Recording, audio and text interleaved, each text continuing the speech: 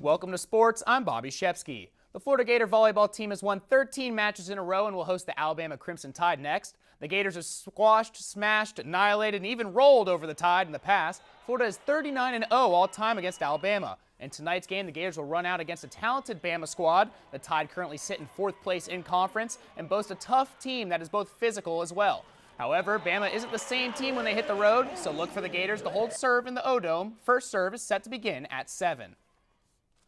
Speaking of playing in the O-Dome, the Florida Gator basketball team hosted Barry University in their exhibition opener last night.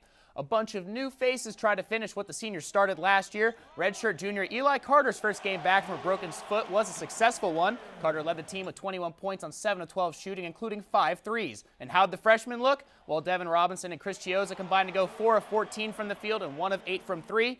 Don't tell Billy that he didn't warn him.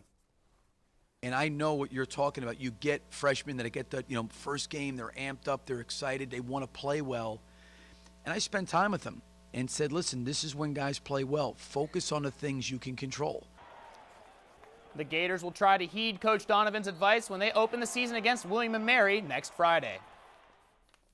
Meanwhile, the Florida Gator football team is heading to the Music City to face the Vanderbilt Commodores. Vandy has been singing the blues so far this season as they sit in the cellar of the SEC East.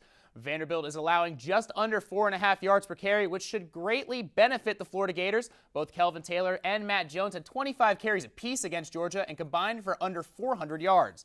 While the Gators will be relying on the run, the team does hope the passing game can provide them a spark.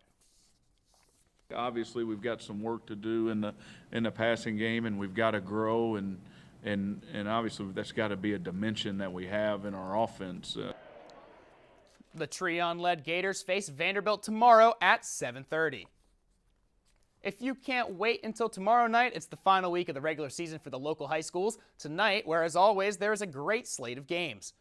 Fort White heads to Buchholz to face the Bobcats in their final game of the season.